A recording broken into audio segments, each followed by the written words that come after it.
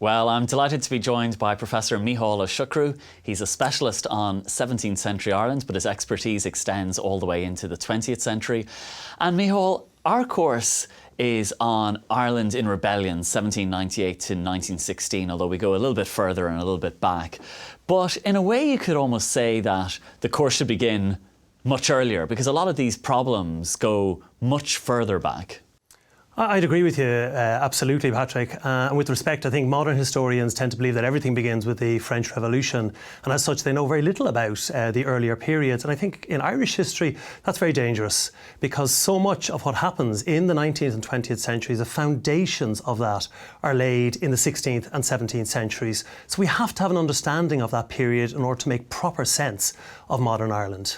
And you mentioned the 16th and 17th century area of the Reformation. Then the 17th century is just such a brutal and violent time. You have the Plantation of Ulster, you have the Munster Plantation, you have Cromwell, you have the 1641 rebellion, and then leading all the way up to the Battle of the Boyne at the end of the century. It is a very violent time. It's an extraordinarily violent century, and indeed the period before as well. And really what we're looking at here is a century of conquest. From the middle of the 16th century, with this confessional racial conflict on the one side between the English Protestant new settler interest, and on the other the Catholic Irish.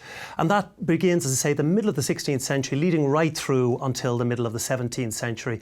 And it is a catastrophic period of Irish history in terms of demographic loss, in terms of damage to the infrastructure, and it transforms Ireland utterly from as I said, a relatively conservative, isolated country, a lot of the old Gaelic institutions still in evidence, to by the middle of the 17th century it has become effectively a nation run by a Protestant ascendancy. How important are the plantations? Do they create the problem regarding Irish land that echoes on then afterwards?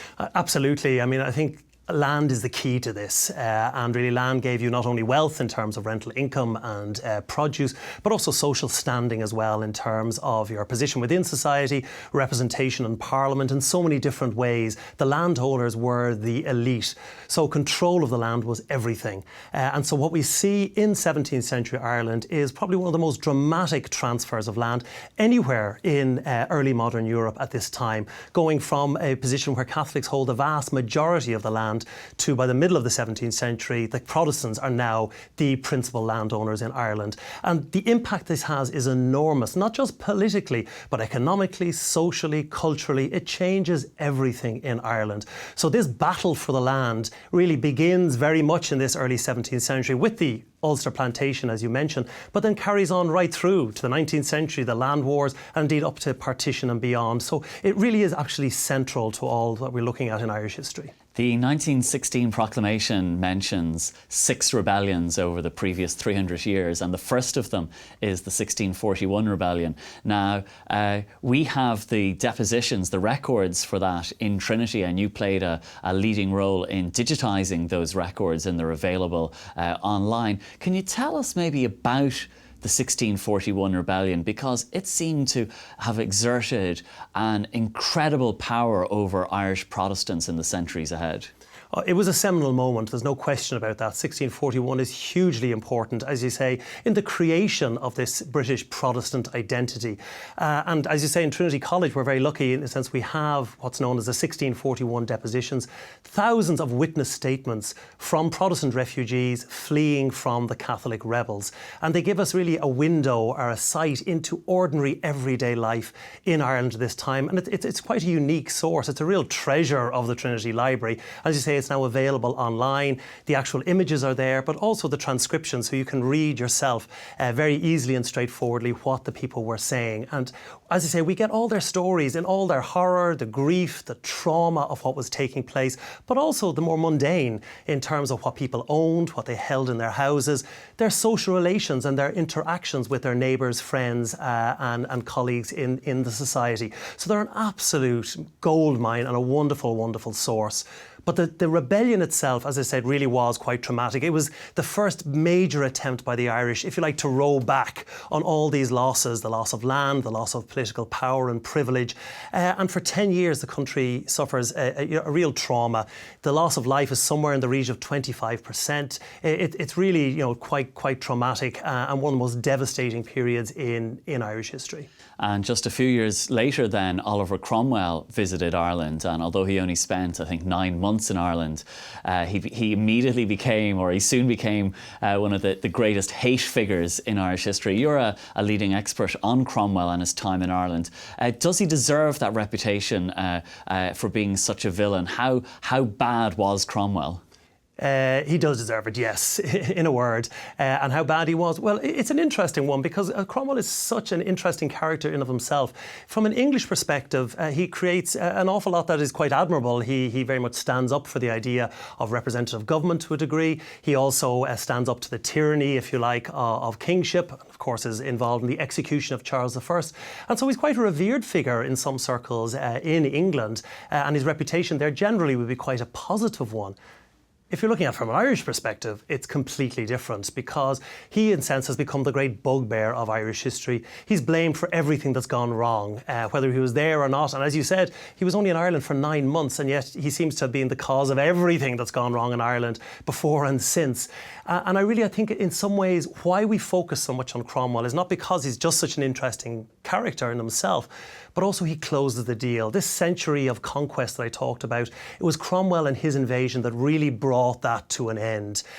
Through this decisive military intervention, he absolutely crushes Catholic military and political power in Ireland. And it's he, more than anybody else, who's responsible for the setting up of this Protestant ascendancy, which goes on to control Ireland right through to the 19th century. Another of the projects that you've been involved with is the Down Survey. And again, people can just go online and access these incredible maps. It's an incredible resource where you can actually see how the ownership of the land in Ireland changed. Can you talk to us about that? Well, the Down Survey, again, is another wonderful Trinity project, and as you say, it's available on downsurvey.tcd.ie. Amazing collection of maps when the Cromwellians, having completed the conquest of Ireland, now, in order to redistribute it, you need to know what you hold. So what we have here is the emergence of modern mapping, and Ireland, if you like, comes out of this medieval fog in which it has resided for so long, and we get the first recognisable maps of the country, not only at national level, but down to counties, baronies, and indeed parishes. There are thousands of these absolutely wonderful, beautiful objects, and again, they've all been digitised and are now freely available online.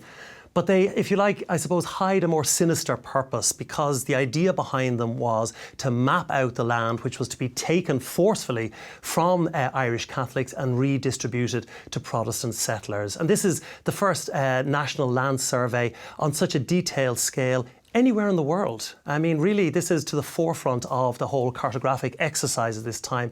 And it's very interesting to see, again, the level of detail involved here. We get wonderful images of where communities are situated, the old road networks, where the bridges were, what crops they were growing. Incredible amount of detail that otherwise would have been lost to us. And it allows us, if you like, in some ways, to reconstruct that entire world in a way that simply wouldn't be possible without these type of sources.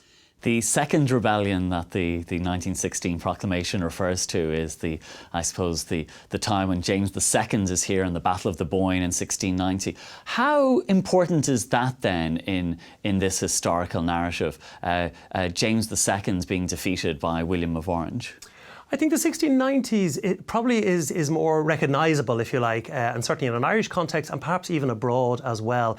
And there's something very dramatic about that particular war because you have the two claimants to the throne, James, the Catholic king who's actually on the throne, and the usurper, as he was seen by James's supporters, William of Orange, the Protestant claimant. And they actually face each other at the Battle of the Boyne. So there's something very symbolic and dramatic about that, of both the monarchs on the battlefield facing each other across the River Boyne. The battle itself, by the way, is relatively insignificant. Hardly anybody's killed at the Boyne. It's more of a skirmish. So I think its symbolic importance is what's really sort of crucial here. The much more important battle is the following year at Aughrim, where the Catholic forces are effectively annihilated. And once again, this reinforces simply what's gone before. All the Battle of the Boyne and Aughrim are doing is reinforcing the Cromwellian settlement. So they're a postscript, if you like, to what actually happened in the middle of the 17th century, which in my view is much more important. If you are, however, a Protestant settler or an English person, Cromwell can be a slightly more conflicted person because of his role in the execution of the king. And in some ways, I think William of Orange is a more acceptable figurehead for the Protestant interest in Ireland than Oliver Cromwell ever would have been. And that's why I think the focus very much today, particularly in the Protestant community in Northern Ireland, is very much on William of Orange and those particular battles, rather than the more contested and controversial period in the middle of the 17th century. And how do you think then we should view this period of Irish history? We have a whole series of rebellions, we have land wars, we have lockouts, and it seems to be also a story of continual failure, of the Irish trying and failing and trying again. And is that, I suppose, that's also one way of viewing it. How would you view this period? I think that there's two ways. It's an interesting question because there's two ways. Irish nationalists traditionally have liked to see, if you like, a continuous narrative of struggle. So we are fighting, if you like, against English domination. And there's something glorious about these failures almost. We tend to glorify failure. We sing about it, we write about it, and there's something almost comfortable in victimhood. Obviously, when you start to get down to the detail of it, it's more complex than that, and the narrative can be broken up, and in some ways it becomes a less attractive, less accessible story. But there's no question, if you look at particularly the 16th, 17th, indeed into the 18th centuries, there's one big winner out of all of this, and there's one big loser, and there's no getting around that. Now, what emerges from it, if you like, is a very clear Protestant ascendancy, very much based and reliant upon the connection with England, and then the loser, if you like, is the Irish Catholic interest, which in many different ways, not only through force of arms, attempts at various times to, if you like, recover some of this lost ground. And it's this shifting balance between these two sort of main interests that provides much of the focus for Irish history from the period we're looking at, the 16th century, right through, you could argue, to the present day as well. And Micheál, then a final question. When you look over the course of Irish history then, is there a danger that we can simplify it, that we can turn it into an easy narrative of good versus evil, of white against black, that is there a danger that it can become a simple story, the Irish story of the struggle against oppression, so again, how do we avoid that? I think you're right. I mean, there is always a danger of slipping into something that's easily understandable, that's easy to communicate. And so we tend to, if you like, airbrush the parts that don't fit that particular story. At the same time, I do think history is about stories. It's about continuity. It's about having those strands that hold things together. Otherwise, what we have is simply a loose collection of, unrelated facts and incidents that is of no particular interest, I think. So I think we have to find the balance between creating a narrative that is accessible and understandable without at the same time oversimplifying. And that's in a sense our job. As historians, that's what we're here to do. And put that out to the people and let them decide what they like out of it. And Micheál, that's what we'll be trying to do on this course. Thank you very much for joining us today. Thank you.